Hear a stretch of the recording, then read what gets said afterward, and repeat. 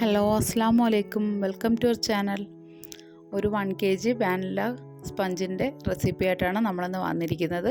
നമുക്ക് എങ്ങനെയാണ് തയ്യാറാക്കുന്നതെന്ന് നോക്കാം. അതിനായിട്ട് ഒരു ബൗളിലേക്ക് ഒരു അരിപ്പ വെച്ച് കൊടുത്തിട്ടുണ്ട്. അതിലേക്ക് 250 ml കപ്പിൽ 1 കപ്പ് മൈദ എടുത്തിട്ടുണ്ട്. അതിലേക്ക് 1 ടീസ്പൂൺ ബേക്കിംഗ് പൗഡറും 1/4 ടീസ്പൂൺ ബേക്കിംഗ് സോഡയും 1 പിഞ്ച് ഉപ്പും ചേർത്ത് കൊടുത്തതിന് ശേഷം ഒരു 3 തവണ അരിച്ചെടുത്ത് നമുക്ക് മാറ്റി വെക്കാം.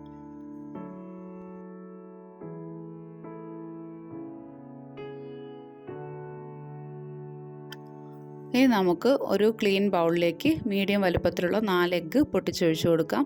അതിലേക്ക് 1 ടീസ്പൂൺ വാനില എസൻസ് കൂടി ആഡ് ചെയ്തതിന് ശേഷം നമുക്ക് മുട്ട ബീറ്റ് ചെയ്ത് കൊടുക്കാം. മുട്ട പതഞ്ഞ് വരുമ്പോഴേക്കും പൊടിച്ച് വെച്ച 1 കപ്പ് പഞ്ചസാര ചേർത്ത് കൊടുക്കണം. ഇടവിട്ട് പഞ്ചസാര ചേർത്ത് കൊടുത്താൽ മതിയാകും.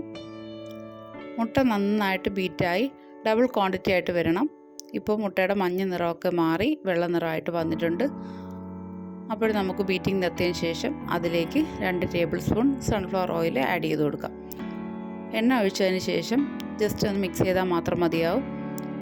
അതിന് ശേഷം നമുക്ക് ഫ്ലോർ ചേർത്ത് കൊടുക്കാം. പിന്നെ ഇതിലേക്ക് 1/4 കപ്പ് പാലെടുത്ത് വെച്ചിട്ടുണ്ട്. അതിലേക്ക് 1 ടേബിൾ സ്പൂൺ ബട്ടർ കൂടി ഞാൻ മെൽറ്റ് ചെയ്തത് ചേർത്താണ് പാലെടുത്തിരിക്കുന്നത്.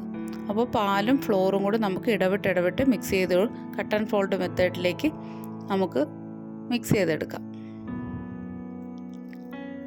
അങ്ങനെ പാലും ഫ്ലോറും തീരുന്നത് വരെ നമുക്ക് മിക്സ് ചെയ്ത് കൊടുക്കുക. അതിനുശേഷം നേരത്തെ തയ്യാറാക്കി വെച്ചിരിക്കുന്ന കേക്ക് ടിന്നിലേക്ക് ബാറ്റർ ഒഴിച്ചു കൊടുക്കാം.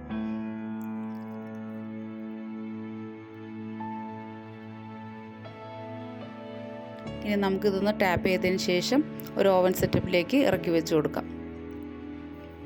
ഒരു 35 മിനിറ്റ് കഴിയുമ്പോഴേക്കും നമ്മുടെ കേക്ക് ഇവിടെ റെഡിയായി കിട്ടും.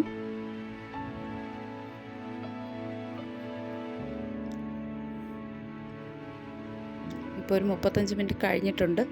ഞാൻ തുറന്ന് നോക്കിയപ്പോൾ കേക്കൊക്കെ റെഡിയായി കിട്ടിയിട്ടുണ്ട്. അപ്പോൾ നമുക്ക് പെർഫെക്റ്റ് ആയിട്ടുള്ള ഒരു വാനില സ്പഞ്ച് കേക്കാണിത്. അപ്പോൾ വീഡിയോ എല്ലാവർക്കും ഇഷ്ടമായെങ്കിൽ ഞങ്ങളുടെ ചാനൽ ലൈക്ക് ചെയ്യുകയും ഷെയർ ചെയ്യുകയും സബ്സ്ക്രൈബ് ചെയ്യുകയും ഞങ്ങൾ സപ്പോർട്ട് ചെയ്യുകയും ചെയ്യണം. അപ്പോൾ മറ്റൊരു വീഡിയോ ആയിട്ട് കാണാം. Thanks for watching.